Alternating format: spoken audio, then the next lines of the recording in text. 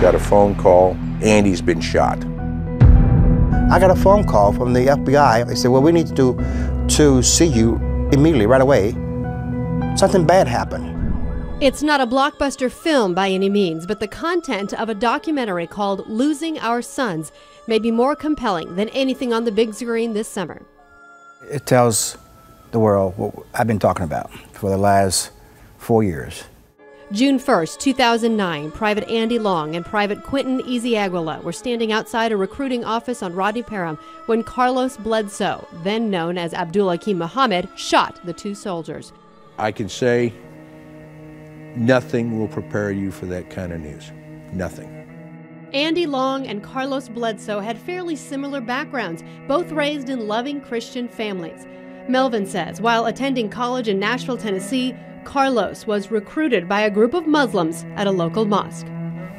What is it about him, do you think, that he was recruited or he was chosen or he was picked to do this? Well, young, impressible. He looked for a different religion. Carlos later traveled to Yemen, told his dad he would be teaching English. Instead, Melvin says he was sent to an Islamic extremist training camp. 23 hours a day in some camp way up in the mountains, rugged mountains in Yemen. And they brainwash him.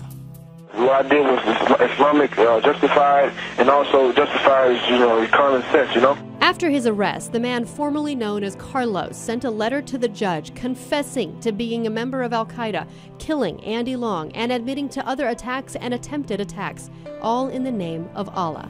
That was not my son. That was not the son that I raised.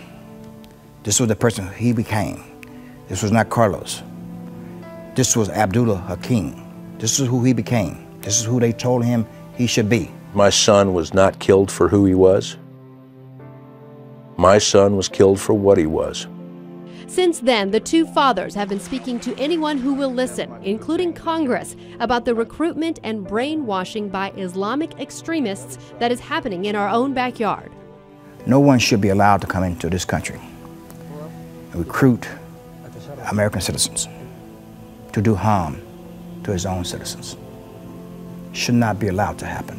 Darius, a military soldier himself who grew up in Afghanistan, says the attempt to be politically correct is causing our nation's leaders to turn a blind eye to the religious corruption that is going on. I am not willing to condemn 1.5 billion Muslims for their religion. I am willing to condemn every one of them that pick up a bomb, a rifle, and whatever and kill for that religion. Whether it be his son's murder or the recent bombing at the Boston Marathon, Darius says his anger is what keeps him fighting in an attempt to teach others about a real and very serious threat. Forget trying to understand why they do it. Look at the facts. You may like the facts, you may disagree with the facts, you may hate the facts, but facts are facts. There are people out there who want to kill you. Melvin wishes he would have recognized what was happening to Carlos earlier and warns other parents to be on the lookout for sudden changes. The clothing that they wear, no longer feel that is right by God to have a girlfriend. Giving away your own possessions, everything pretty much that you own, you're giving it away because you only need Allah. Melvin and Darius say they will continue to fight the good fight, hoping that no parents will ever have to come together after losing their sons.